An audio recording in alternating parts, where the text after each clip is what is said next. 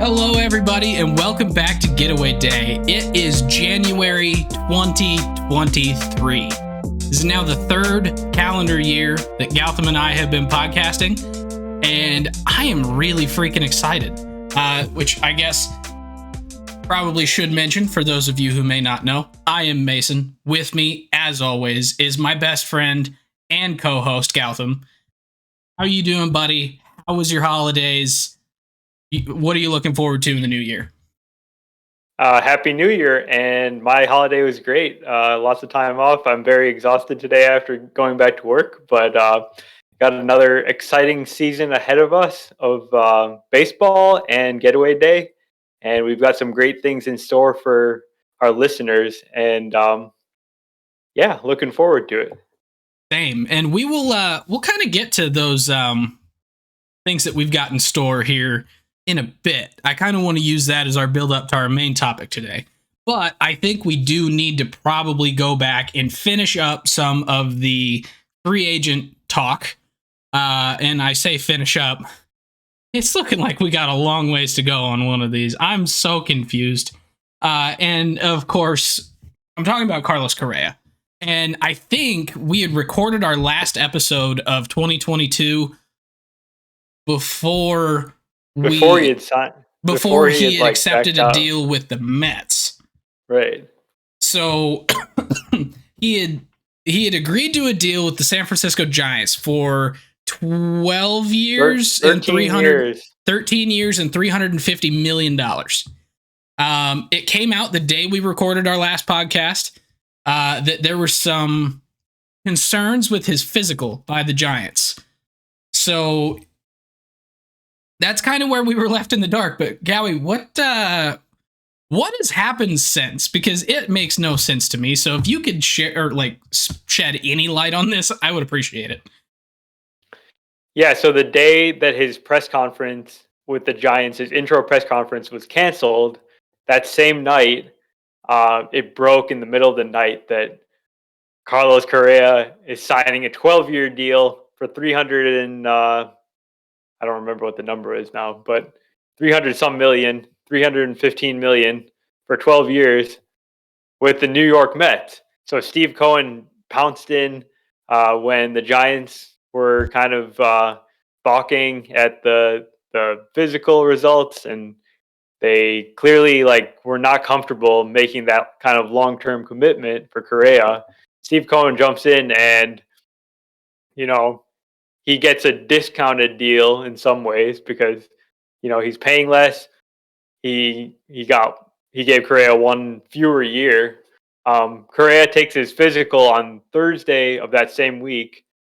And basically since then, we haven't heard, we heard immediately, the day after that, we heard that the Mets themselves had their own concerns with Correa's physical, the same issue that the Giants had flagged, which was his ankle or his leg, which he had injured back in 2014 when he's a minor leaguer. He's never missed any time due to that injury, but he's got a plate in his leg that sometimes causes him some discomfort, I guess. And both the medical staffs of the Giants and now the Mets are very concerned about that. And basically, since then, we've been in the dark, and it's been nearly 2 weeks now since he took his physical with the Mets. Yeah, and there's been some pictures popping up on his Instagram of him wearing a boot over Christmas, too. So I'm very confused as to what's happening there. I really hope we hear something soon because he is... I don't know if generational player is necessarily the right term, but he's a really, really, really good player. One of the best shortstops of this current class. And current class, not just the 2023 free agents, but the current era of baseball. He is one of the top 3 shortstops, hands down. So with this injury from 2014 all of a sudden becoming an issue, 2 contracts maybe falling through. Not really sure. Maybe just 1. Maybe he does still sign with the Mets, but it's been 2 weeks. Something's got to happen soon, right? Right. And today we got another report, which I haven't looked into super closely, but they were saying that if he does agree to a deal with the Mets, it will be drastically different than the one that was initially agreed upon. So maybe it has something to do with um, IL days due to that injury or something like along those lines, or just a shorter contract in general. Yeah, because I had seen something that they were starting to ask about different clauses and things that could be included in the contract that have never been used before. So it does seem like they're trying to get something done. It just hasn't happened yet because there's a lot of intricacies with the contract. Now that could end up meaning that he doesn't accept it. So we still don't really know. He's basically back in the pre-agreeing to any contract phase, I would assume. It's just Well, he's in a they're way not. worse position, right? Well, yes, Because but he's lost all his leverage when two different teams are pushing you aside after they've already signed you. Like, I think it's like hard to, like, it's so unusual this situation that it's been nearly 2 weeks.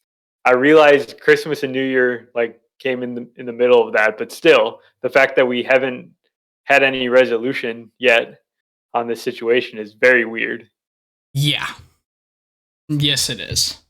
Um, I kind of want to go ahead and move on because, like, at this point, it's just us speculating, and I don't know that that is doing us or him much service.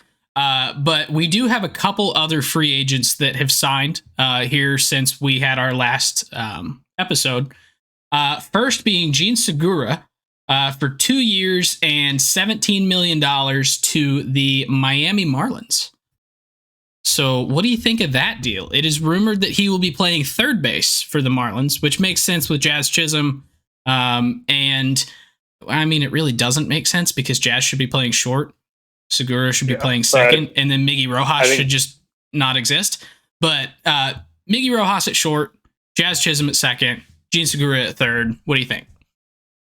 Yeah, I'm not really a fan of this move at all for the Marlins because, like you're saying, they've got their one-star player in Jazz Chisholm. They've decided he's a second baseman, and they basically signed another second baseman because that's what Segura has been for years now. He's never played third base in his career, and he's a fine player, but he's a league average player. That's not what the Marlins need. They need like above average offensive players. That lineup is just downright like awful. It's one of the worst lineups in the National League. And it's really not better now. So I'm going to make a comparison here, and I'm going to have to make a caveat. It's a comparison to a what we know now, not a when the deal happened, but it reminds me a lot of the Jesus Aguilar. It's just like he's a fine player. He ended up just being okay at best. He wasn't coming off an amazing season in Jesus Aguilar, but like it seems like they're trying to make like this good player from a good team is now on the Marlins and trying to get people hyped up, but they're getting Jesus Aguilar. They're getting Gene Segura. Soler was a lot better signing, in my opinion, but it still didn't really pan out last year.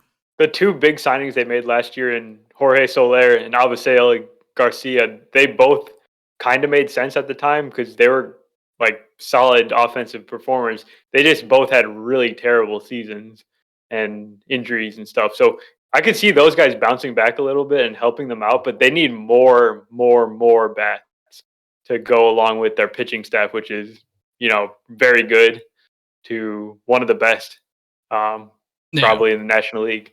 So I don't understand the Marlins' direction. They clearly haven't shown a willingness to go out and make the moves that they need to in free agency. Yeah, and they missed out on all the impact bats, basically. And my guess is that that's nothing on Kim. I'm guessing that that is more on the ownership, because this is a franchise that, if you remember, whenever it sold, there was all this talk about how the Marlins were just bleeding money, which is BS. They were still making money.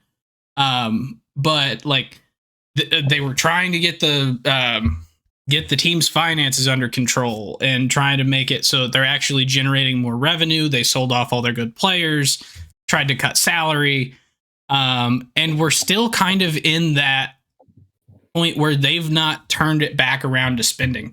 Like they went out and got a GM who in Kim Ng who had a really nice career as the assistant GM at the White Sox for a while. She came over here. She's made some good moves, extending Sandy Alcantara and a couple other things, but like she hasn't really had any pieces to trade.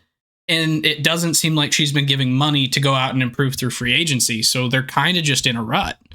And I do worry that she's going to get blamed for it, but they didn't give her anything to start with. Yeah, and so I mean, I'm not going to really give her that much credit though, because even the other moves, other than Soler and Garcia, who haven't worked out to this point, there's still years left on their contracts. But they traded for Joey Wendell. He was below average as an offensive player. Traded for Jacob Stallings. He was pretty bad. I mean, none of the moves have panned out. True, but they were all kind of guys who were kind of in that same boat with their old teams too. I guess, yeah. Like it's not like they just fell off a cliff. That's who they were. Kind of, yeah. I don't know. It's a really weird situation. But yeah, the Marlins, I guess they signed a free agent this year, but not really flattered by it at all. I know a lot of people have talked about them trading a starting pitcher for a bat. In theory, that kind of makes sense. But considering how weak the rest of their club is, other than starting pitcher, if you start trading from like the one strong part of your team's probably not really actually going to get better, in my opinion. Yeah. The good thing for them, though, is that they do have upper minors strength in pitching as well. So, like, it would be trading from strength, but they do have a seemingly endless pool of really, really highly talented pitchers. Max Meyer will be close this year. Max Meyer's out for the season. What? He had Tommy John, yeah. This is unfortunate. How did I not know that? Yeah, so you're exactly proving my point that the starting pitching depth is sort of an illusion. It can dry up very, very quickly. Fair. Because of injuries, underperformance. I mean, I'm very disappointed in the Marlins. I thought they could be a lot better than they are. Yeah, as soon as that rotation got good here a couple years ago in 2020, whenever they made the expanded playoffs in the shortened season, like it seemed like maybe they were turning a corner, and that just they ran straight into the corner and busted their head open is what they did. Yeah. They're not going to be a good team this year, so let's move on to a better team. Yeah, so next guy we got Craig Kimbrell. Dirty Craig, namesake of our recording bot for the audio here, with a 1-year, $10 million deal with the Philadelphia Phillies. What do you think? Yeah, so Craig Kimbrell, I mean, I'm not sure if he's going to be like in his closer role that he's held for basically his entire career now. But I think there's a good chance that he can bounce back and be like a solid contributor to their bullpen this season. He did not have a good year with the Dodgers, but his season was kind of like split into two parts. The first half of the season, he was pretty decent, and then something happened where his fastball and his curveball were just like not that effective anymore. There is a chance that he's just like over the hill now, and he's never going to get it back. But I feel like he's got at least another good season in him. I don't mind it for the Phillies. And to be honest, I kind of still like the move from the Phillies perspective, because we talked all last year, including up until the World Series, about how their bullpen was an abyss. And then it freakishly got hot in the playoffs for about 3 weeks. Yeah. At least with Kimbrell, like, you know what his peak is, and you're not going to get it. But you know that you're going to probably get somewhere between or somewhere in the middle of his peak and his absolutely awful, which is still a solid reliever. If he can find a little bit more effectiveness there in his fastball, he'll be fine. He's not going to be the lockdown guy, but I do think that he gives this bullpen just a little bit of a solid base. Yeah, to build upon. And then you've got your Jose Alvarado, who's your absolutely flame throwing lefty and some other pieces that would complement really well with a solid and decently effective Kimbrel. So I like the move personally, and it's only 1 year. Like, it's not like it's that big a deal. Yeah. So good move. Yeah. Then we got Nate Eovaldi, who went to the Texas Rangers for 2 years. Let's see, 2 years, $34 million, $2 million signing bonus, 16 mil per year, and then a $20 million option if he throws 300 innings combined in the 2 years of his deal. Yeah, I love this move in contrast to how much I don't like the Segura move, because what the Rangers have done in one offseason is take their biggest weakness, starting pitching, and turn it into maybe their biggest strength. Behind Jacob deGrom, they brought in John Gray last year. They also added Martin Perez back on the qualifying offer, and they brought in Andrew Heaney. So when Nate Eovaldi is your number 4 or number 5, like, you're in really good shape. If the guy stays healthy, which is a big if with him, he's a super effective middle of the rotation starter. So, I mean, I love what the Rangers are doing right now. Yeah, this is it's a big difference from last year's Rangers team, and I'm really excited to see what can happen with it, because last year they went out, they built the middle of the infield. This year they go out and they build an actual starting rotation, and they've got prospects that are pretty highly touted prospects, both hitting prospects and pitching prospects. Like, this is a team that could really surprise some people this year. So I'm incredibly excited to see that. And I think Eovaldi is a perfect kind of second half of your rotation guy for this team. Just off the top of your head, do you think the Rangers starting rotation is maybe top 5 in the American League? Is that crazy to say? Okay, so let's go through the top 5 again. Just a tough question, but so it's deGrom, it's John Gray, it's Martin Perez, Nate Eovaldi, Andrew Heaney. I don't know. Top 5, it really depends on how that second half of the rotation pans out. Like, if Martin Perez comes back to earth and gives up the long ball as often as he can, and Andrew Heaney kind of just stays injured, then no. But if those guys can have any semblance of their season last year, yeah, I think this is very easily a top 5 rotation in the AL. Yeah, I think that's fair. And the one thing I will say, I mean, I've been speaking, giving them a lot of credit here, but it's very high variance because of how injury prone their entire staff is. You're talking about deGrom, John Gray, Eovaldi, and Heaney, who always are injured, basically. So there's a chance they're all injured again. And then what are you left with? A very bad rotation. Yeah, and at some point, we're going to see Cole win. At some point, we're going to see who are some of these. Yeah, Jack Leiter. Do you think we'll see Jack Leiter this year? There's a chance, I would say. Because it kind of feels to me that, like, he had kind of a down year last year. So I feel like it would take a little bit more to get to see him this year. But I know Cole Winn is basically ready. They've got a couple other pitchers that are. They've got depth, actually. Ready. They've got Dane Dunning, Glenn Otto, Cole Reagan, Spencer Howard. I mean, they actually have built a little bit of depth here.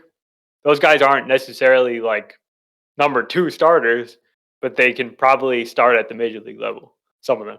That's fair. And Spencer Howard, I actually really want to see what they can do with him, because when he was in Philly, like, he didn't quite live up to his prospect status out there, but he didn't get a whole bunch or a big shot. It was about a half season of him starting, and then he got shipped off in the deal that brought in Kyle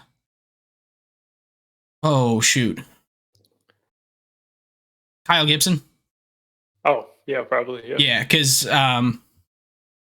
it was Kyle Gibson, Ian Kennedy, and Hans Kraus.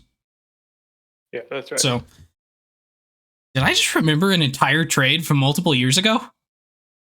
Nice job. I didn't even remember that one too well. I mean, I remembered it once you mentioned it, but good job. Wow. I'm proud of me. This is a good day.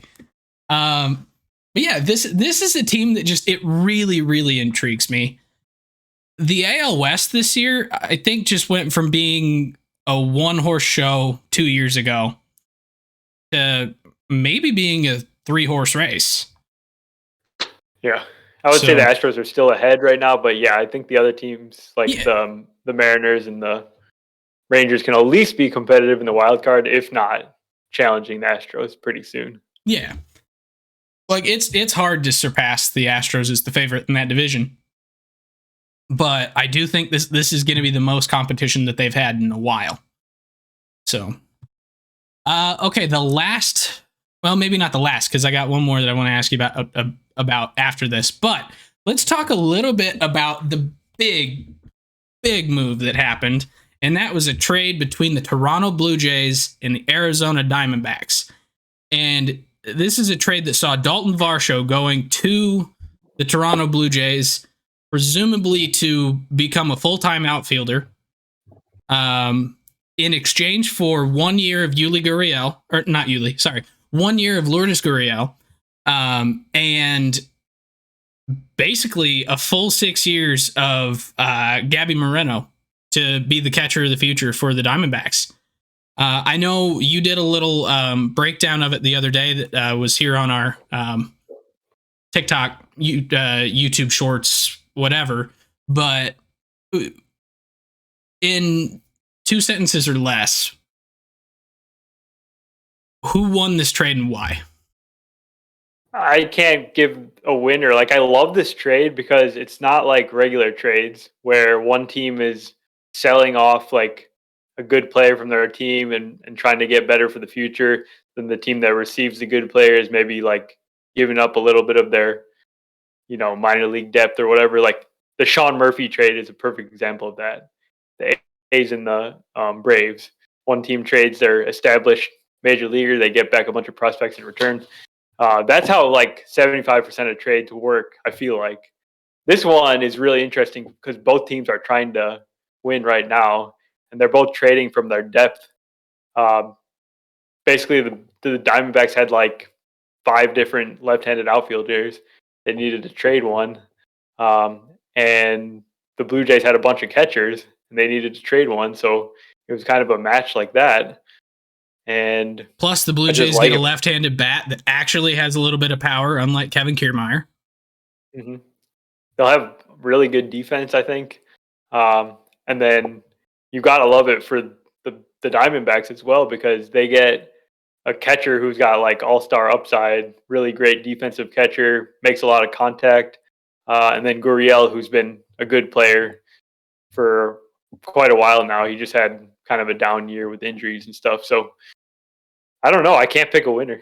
So I would say just off looking at the names and knowing how many years you get those guys, it feels like the Diamondbacks won this. And the only reason I'm saying that is because somehow they gave up 4 years of Varsho, which is a lot to give up. Don't get me wrong. 4 years of Varsho is a lot. But you get 6 years of a young, really high upside catcher and 1 year of a really solid offensive outfielder that, one, the Yankees are incredibly interested in. Flip him to the Yankees. Get some prospects. Because Gurriel is not going to make or break this team this year. So, and you've only got him for 1 year. So flip him, get someone else that can come up next year and help this team succeed here in 2 years, 3 years. But like, I don't know. I thought it was weird that there was not like a low level prospect going with Varsho. I think that's the only thing that kind of confused me. It just seemed like the Diamondbacks got a little bit more than what they gave up, but it fit both teams perfectly. Yeah, I feel like I would have done this trade just Varsho for Moreno straight up. That would have been like fine. The fact that they got Gurriel too is like pretty nice. Yeah, exactly. That's kind of my point, is like somehow instead of doing an even swap of 2 guys who, one of them's still a lottery ticket. He's a prospect that hasn't really done much at the majors. He's played in 15 games? He's got like 70 at-bats or something. Yeah. Meanwhile, Varsho only has 4 years left. Only 4 years. And you get Gurriel. That's huge. Like, he'll replace Cole Calhoun and be an improvement over him. And Cole Calhoun might actually still be there. I'm not even sure. But Cole Calhoun was on the Rangers last year. Oh, was he? Yeah. Oh, well, they just had a hole out there last year then. So no, they've got a ton of outfielders, and that's kind of where they traded from. Well, they did trade Cooper Hummel though. Yeah, but they've got Alec Thomas. Back. They've got Kyle Lewis. They've got Alec Thomas. They've got Corbin Carroll. They've got Jake McCarthy. They've got lots of outfielders. That's true. So, but no, this was a really interesting trade. I'm excited to see how that pans out. I think the Blue Jays just got so much better too. Oh yeah. I think Varsho is better than Gurriel, and you get him for 4 years. So I'd be pretty happy with that. All right, the last one until we get to our main topic here. This is not a done deal, but I know you're incredibly excited about it, so I want to talk about it. Eric Hosmer is close to an agreement with the Chicago Cubs. You've been asking for Eric Hosmer to get traded to the Cubs for years. Yeah, but that was if he was to be attached to a really good prospect from the Padres. And now it's just Eric Hosmer. I mean, I'm sure he's going to sign basically like for the veteran minimum, whatever that may be, because he's already making all the money from the Padres for his remaining like 3 years of his deal or whatever. I guess like he's fine. He's a league average hitter. He like, whatever. But he can't be the only thing that the Cubs do here. They still have a need to add 2 more actually good bats to the lineup. Yeah, Hosmer is the only thing. Matt Mervis. Matt Mervis is already probably better than Eric Hosmer at this point. So if he's just kind of like the contingency plan in the case that Matt Mervis is not ready for the major leagues at the beginning of the season or something, or he really struggles, like that's fine, but they need to add more. Yeah, I just thought it was something very funny from Eric Hosmer's season last year, which if you look at just the season-long numbers, you kind of see like, oh, he had an OPS plus of 108. He was just a little bit above league average. When you start looking a little bit into the splits, you notice that in March and April, he hit 389, 457, 597. And basically the rest of the year, he hit about like 235. So he rode 2 hot weeks at the beginning of the season to a league average line. There's a very good chance that we've seen the best of Eric Hosmer. And it's all downhill from here. We saw the best of Eric Hosmer before he left the Royals. Yeah, just exactly. Saying. Yeah. No, I just thought it was really funny that like you wanted this to happen for years because it was going to be a salary dump and they were going to have to give up prospects to get rid of him. And then now they're willingly taking him on. And then as soon as there is nothing else attached and you don't get any benefit whatsoever, now they're in on him. Like, how? It makes no sense, but whatever. All right, so what do you say we get talking about our main topic today? Let's do it. New year, new me. New year, new me. It is 2023. Gautam and I sat down here last week on a retreat in his house in Chicago. It was a retreat. It was great.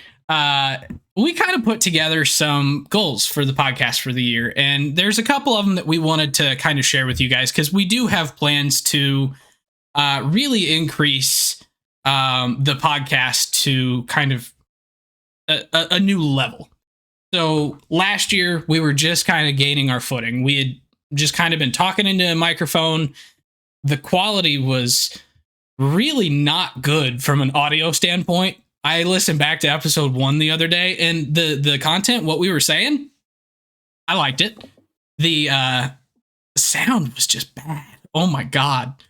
I wish I could go and touch it up, but I don't know how. But yeah, so that was our first year, just trying to figure out what we're doing, trying a whole bunch of stuff. And then year 2, we really stepped it up production wise and got to a point where I think we're both really, really proud of the content that we're putting out, right? Yeah. So now is time to take that content that we're proud of and get it out there to the masses. So we're trying to build a community out of Getaway Day this year. So we've started getting some pretty regular viewers here that watch the live chat, and you guys know who you are, and we really, really appreciate it. We've finally got a consistent 10 listeners across Spotify and all that. We've got a consistent couple views on YouTube. Well, we want to make that grow. So we are planning on increasing our content output. If you've noticed on our TikTok, our YouTube Shorts, and our Instagram Reels, we've been trying to put out a video a day, sometimes 2, and trying to just get more content out there to more people. We're planning on using our Twitter a little bit more, trying to do some polls and actually get people to interact with that. And if we can get people interacting with our Twitter, we might somehow incorporate that into some of the episodes of the podcast. Maybe do a poll beforehand, talk about it, or talk about something and then put a poll up about the episode from the week before. No idea, but we really want to reach more fans. And so anything that you guys can do to help kind of get our content out there, we'd very much appreciate it. Just giving us a like on all those videos on YouTube, Instagram, whatever, that puts us in the algorithm and gets more people to see us. So we'd very, very much appreciate that. So that's kind of my New Year's resolutions for the podcast. I don't know, Gowie, if there's anything that you want to say to add to that. I know I hit the main points that we wanted to talk about, but you definitely hit the main points. I think, we just want to continue to improve. I think we're making strides every episode. We feel like we are, and your feedback would be appreciated as well. We love hearing from you guys and want to make this as good as it can be. Yeah. So that's kind of our resolutions for the year. And we've got a whole bunch more goals, but I won't bore you with those because they're more nitpicky. But it got us thinking, surely some of these teams, players, the league as a whole have some New Year's resolutions this year, right? New year, new us. Let's kind of talk about them. So, Gowie, I've got a resolution for MLB as a whole. I don't know if you've got one, but I really, really want MLB this year to try and be transparent. Like last year, I think last year's season was awesome. Like we had Albert coming back to St. Louis. We had Judge just absolutely going off. We had Ohtani doing Ohtani things every day. We have Mike Trout missing a significant portion of the season and still hitting 40 bombs. Like we saw a lot of cool stuff last year, right? Definitely. And then it comes out that there were 3 baseballs used throughout the year, right after we de-juiced the ball and we were being very consistent with what we're putting out there. Some of the balls they were using were from the juiced era, some were the new balls, and some were something in between. And Major League Baseball said that they used 2. It was found out there were 3. And they won't just tell us what they're doing. We all want baseball to be fun. We want to enjoy it. If they're trying to increase something to make us enjoy it, just tell us. If you want to see more home runs, just tell us. We would love to see them too. Like, just be transparent. It just feels really weird that Manfred is just keeping everything under lock and key for seemingly no reason. Yeah, I think that's a great resolution for MLB, and I'll just continue on with the same resolution. So MLB's making a whole bunch of rule changes this year. We'll see how they play out over the course of the season. I just like to, I don't know if those rule changes are good for the game of baseball. They're clearly the decisions that MLB has come up with that appear to be they believe that those changes are going to be serving their league in some way, but it would be nice to know what is the rationale behind the changes. Like, I don't really know exactly what they're going for here. It would be nice to know, where is this sport heading? We don't know. Yeah, and it seems like baseball has done a really good job here in the last couple of years of bringing in some of the former players that are really well respected to have somewhat of a say in the game. Ken Griffey Jr. is a an assistant to the commissioner or something, like a special Something advisor like to the that. commissioner. Yeah. We've got some other players that are in the same or similar situations. Theo Epstein is coming in, and he's kind of the guy in charge of the rule changes. Theo's a really well respected GM. He's had a lot of ideas for a lot of years on how to improve the game, and he's the guy tasked with doing this. But yeah, it just kind of feels like they did a whole bunch of stuff in the minors. And like, if you went and watched a game, maybe you'd see some stuff, but like, they've got a whole bunch of data about what changed and how it affected stuff. So why don't we kind of publish that and kind of make it more public knowledge what we're changing and why? Because I would love to see baseball incorporate small ball a little bit more. Maybe not bunting, but like station to station and then a home run, as opposed to all these solo shots, whatever. If some of these changes are helping improve that to make a more full game where you're getting to see all the different aspects of baseball, fantastic. Show me how we're doing it. Show me what it's affecting and how much closer we think we're going to get. Like, why are we hiding that? So, Yep, totally agree. all right. So that was my first resolution. What do you got? Who do you have a resolution for next? I got a resolution for the Boston Red Sox and specifically Chaim Bloom, the GM, who yes. Is it try not to suck? Yeah, it's try not to suck at extending one of your franchise players. So they traded Mookie Betts to the Dodgers. They got a very lackluster return. They didn't trade Xander Bogaerts and let him get away to the San Diego Padres this offseason. They've got one more star left, and his name's Rafael Devers. Today, he actually agreed to a 1-year deal to buy out his last year of arbitration, $17.5 million, but no long-term contract yet. So the resolution for the Red Sox is to extend Rafael Devers or trade him now before before he loses value if they trade him midseason, or they completely don't get any return at all if he just makes it to the offseason without an extension, and he can go talk with 29 other teams and go sign another deal, because they brought in Bloom to kind of run this team like they're the Rays. He's from the Rays. They've been so careful about all their signings. They're getting outbid by the Rays for guys like Zach Eflin, which is just mind-boggling stuff. That they're the Boston Red Sox and are getting outbid by one of the cheapest franchises in the league. And they're but also the Devers thing, and they're also failing at what that team is really good at, which is raising prospects. right? Yeah. So they're not like putting together the good parts of the Rays. They're just being stingy and not really developing young players either. So it's time. It's time to extend Rafael Devers or trade him. Yeah, and I think I'm kind of on the extend train because they need to learn from past mistakes. Like, I don't think Devers really wants to stay, and to be honest, I don't want him to have to stay in that situation. But if we're going a full like resolution, if I'm the Red Sox, my resolution would be extend our star. Period. They've been so bad at doing that. Like, they let Betts get away. They let Bogarts get away. They traded Babe Ruth for cash. Like, this is a team that historically for 100 years just lets their stars get away. Big Poppy's the only one that stayed, really. Like, I can't, like, Jacoby Ellsbury went to the Yankees afterwards. Like, there's all these guys that were really, really good in Boston and then left.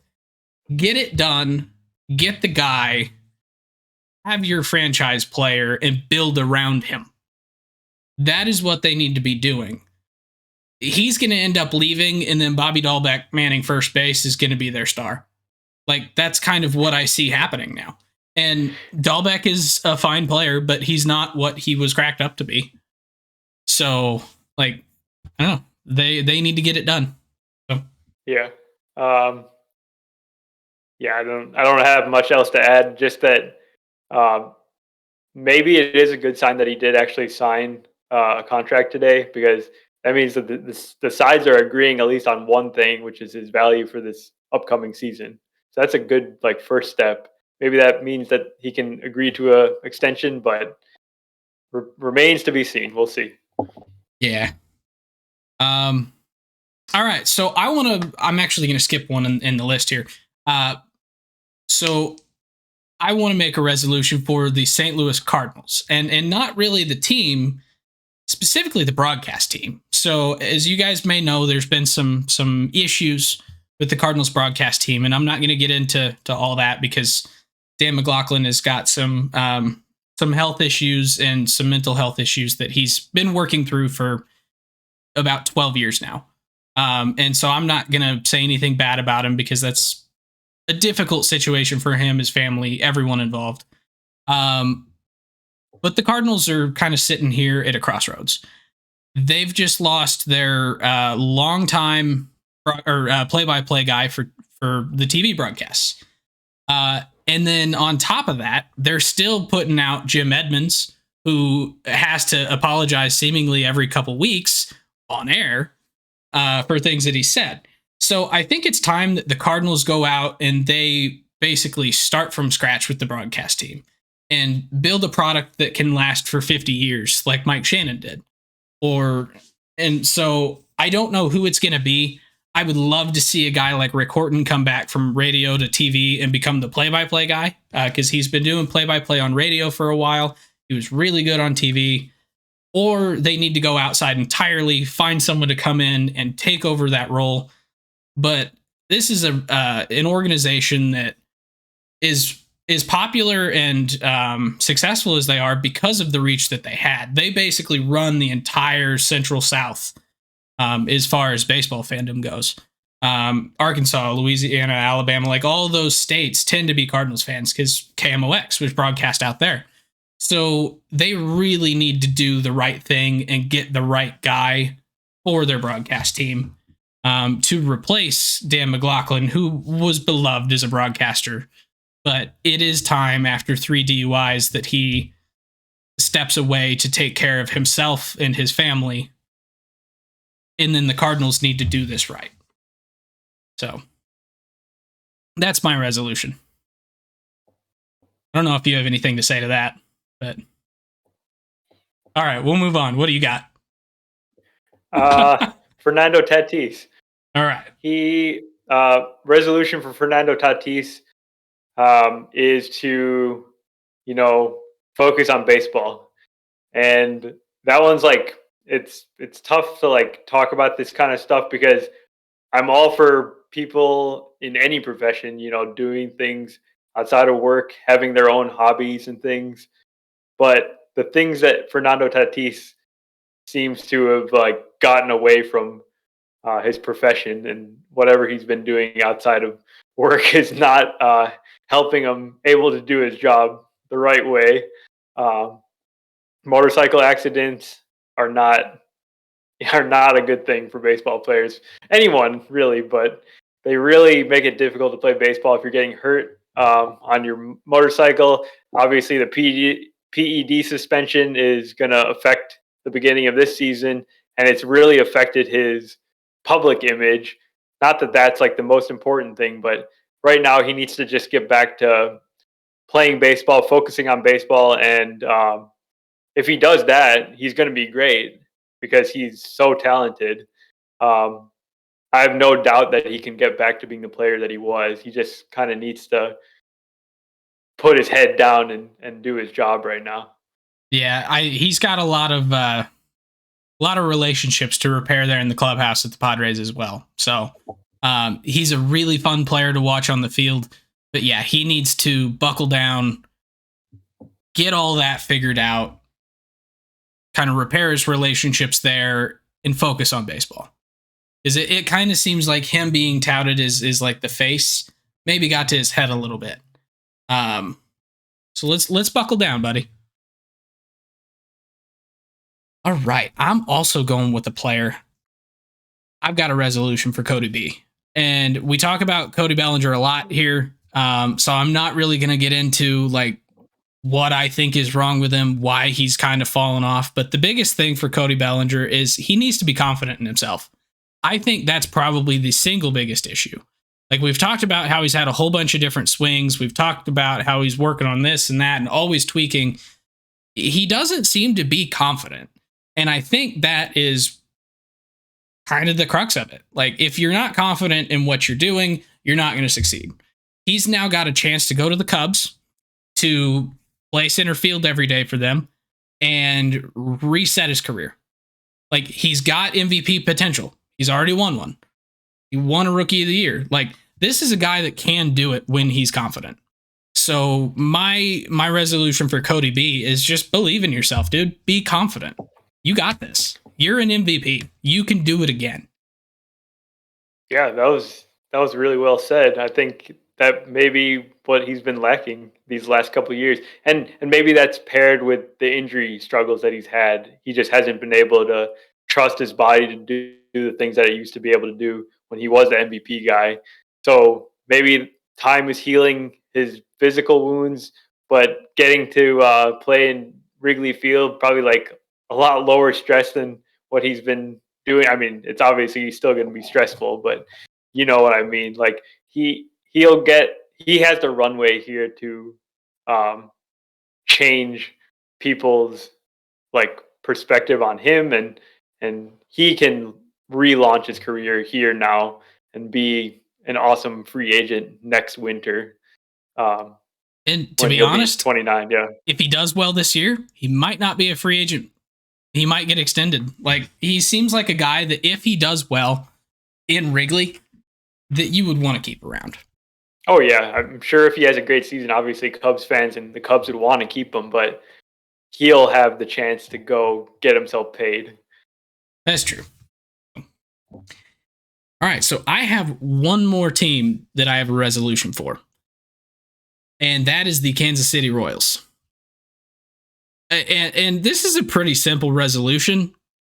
Don't accept mediocrity. This is a team that for years now has been less than stellar.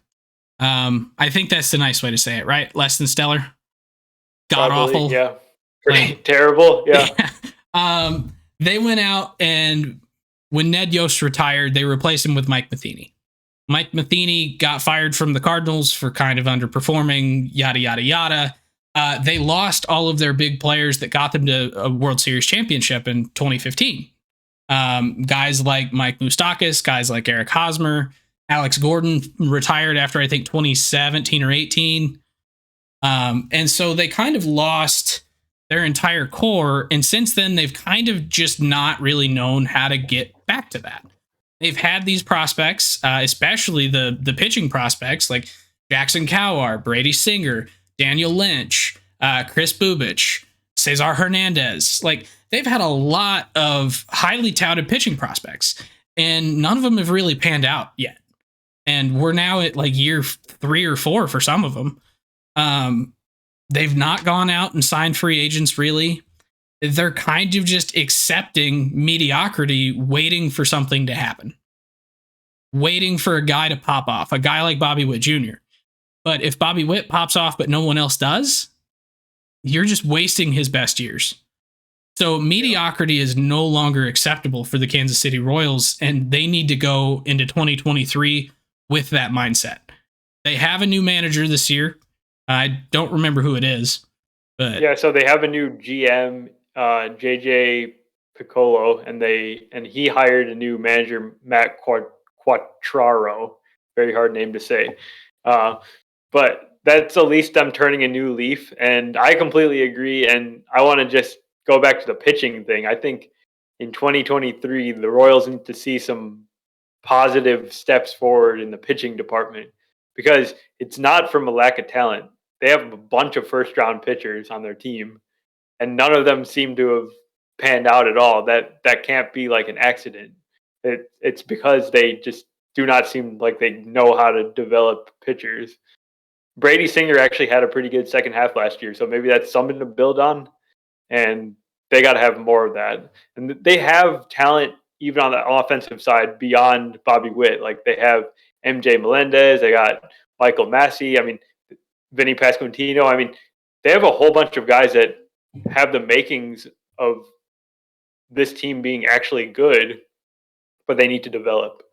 Yeah, and I think that's the biggest thing is like the last couple guys that they brought up trying to develop, their Adalberto Mondesi's, their Nicky Lopez, like they're okay players. They're nothing special, but it just kind of seems like they were brought up in the mindset of the Royals are a last place team. And that's kind of all that the Royals have been able to do since. Like, I think having the new manager, having a new GM, having just a new outlook on the season can help propel this team to not a first place finish. That's not in the cards for 2023. If it is, I would love to be wrong. But this is a team that could very easily take a couple big steps forward this year to being a competitive team and get them back into the playoffs here in 2 years, 3 years. So I would love to see that change in mindset from the coaching staff, the players, and even the fans, and just no longer accept the mediocrity that the Royals have been since 2016. So, all right, you got any more resolutions for us? I do not think so. All right, well, that is kind of all that we had for resolutions. If you guys have any resolutions for your favorite team or favorite player, please let us know on our Twitter, Facebook, Instagram, wherever, at Getaway Day Pod. We would love to hear your thoughts. Maybe we'll talk about them next week if we see a couple good ones. So yeah, if you enjoy this podcast, please make sure to like and subscribe on all your favorite podcasting apps and YouTube. On YouTube, you do have to hit the notification bell and the subscribe button to make sure that you get notification of every new episode and video that we post. We've been increasing our output on TikTok and Instagram Reels as well, so make sure to follow us there at Getaway Day Pod. I think that's it. So thank you very much for hanging out with us here today. We're looking forward to some big stuff here in 2023, and we look forward to seeing you next week. If you enjoy this episode, please make sure to subscribe on your favorite podcasting app or YouTube so that you never miss a future episode. On YouTube, you got to hit that subscribe button and that little notification bell to get notifications.